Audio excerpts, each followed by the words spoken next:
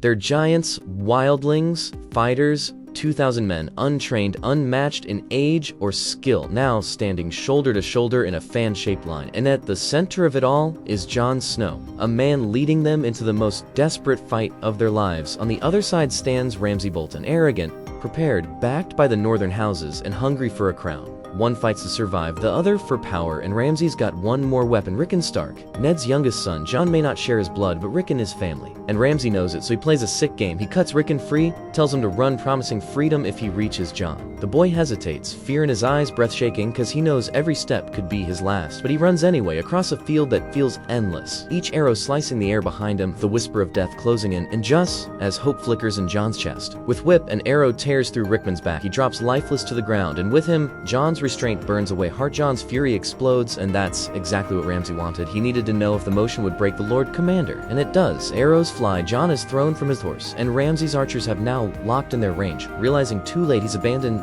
his duty as a command, Jon draws his sword, ready to die fight, but just before the enemy cavalry crashes into it, reinforcements roar from behind. Tormund and the Wildlings slam into the Bolton line. Davos's infantry joins the fray. Ramsay doesn't flinch. He orders relentless volleys, even if it means slaughtering his own men. Bodies pile into hills of blood and mud. Cavalry on both sides is nearly wiped out. And then the Bolton's soldiers sweep in, but from both flanks, shields raised, spears pointed, they close the circle tighter and tighter, forming a living wall of death. Jon's forces are trapped. No way forward, no way out. Men claw at the shield wall, desperate to climb. Arrows rain down. The pressure crushes them into the mud. Jon himself is dragged down to the suffocating mass, gasping for breath, until he claws his way back to the surface. This giant still fights, warring against the inevitable. And then, salvation. A horn blast splits the sky. The blue falcon banners of the Vale thunder across the field. Sansa convinces Littlefinger to ride to Jon's aid, and with the arrival of the Vale's heavy cavalry, everything changes. The Bolton's shield wall shatters